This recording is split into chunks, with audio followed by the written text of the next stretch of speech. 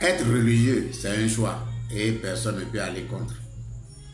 Mais être religieux et rester religieux au point où de ne pas chercher à comprendre un peu quelque chose qui est au-dessus, c'est-à-dire quelque chose qui est au-delà, ou bien quelque chose qui ne fait pas partie aussi de la religion, même qui fait partie de la vie, serait quelque chose qui n'est pas, en tout cas, qui n'est pas d'une certaine façon pour vous permettre de voir clair dans les choses.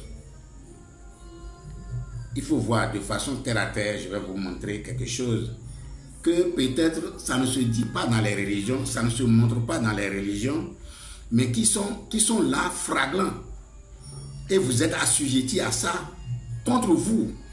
Contre, c'est-à-dire vous êtes assujettis à ça sans en être conscience. L'exemple est la description qui est faite du paradis dans ces livres religieux là, dans les livres religieux tels que la Bible, le Coran. Ici, je veux spécialement mettre l'accent sur la description de du paradis par le Coran.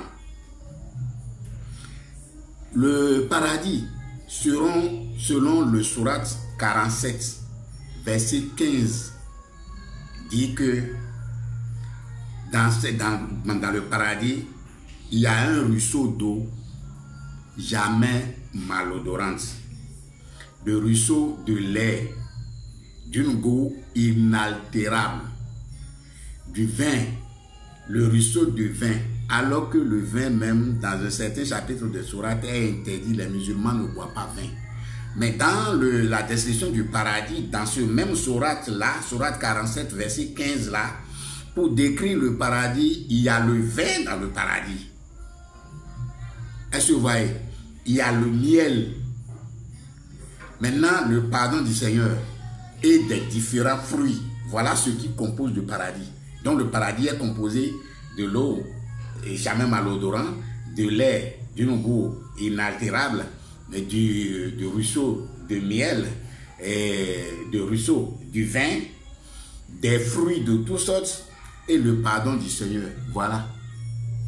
Écoutez, si c'est pour ça là, que dans cette vie présente ne représente rien, tout ce qui est décrit dans le paradis, tout ce qui est décrit pour le paradis, dans le sourate 47, verset 15 là, dans cette vie présente, ne représente rien, ne signifie rien même.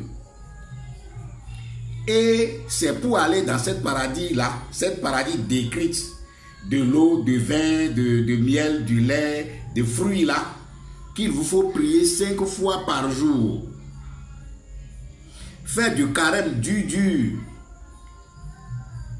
Rassembler des millions et aller à la Mecque, revenir pour espérer aller profiter du lot, de lait, de miel, de vin, de fruits. Bon, la vie c'est un choix et puis chacun sait ce qu'il choisit.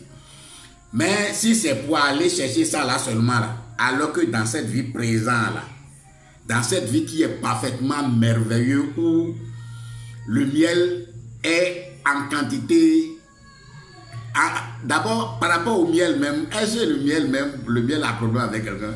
Le miel n'a pas problème avec quelqu'un, le miel peut rester des millions d'années. Si c'est pour aller d'abord au paradis avant d'aller goûter au miel, là.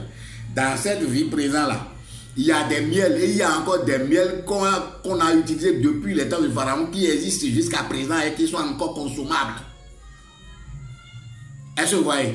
Donc c'est pour aller boire de l'eau de ruisseau, le lait de ruisseau, le vin de ruisseau, le miel de ruisseau, les fruits et le pardon de votre Seigneur, qu'il faut amasser des millions pour aller à la Mecque, venir faire des carèmes durs et prier 5 fois par jour.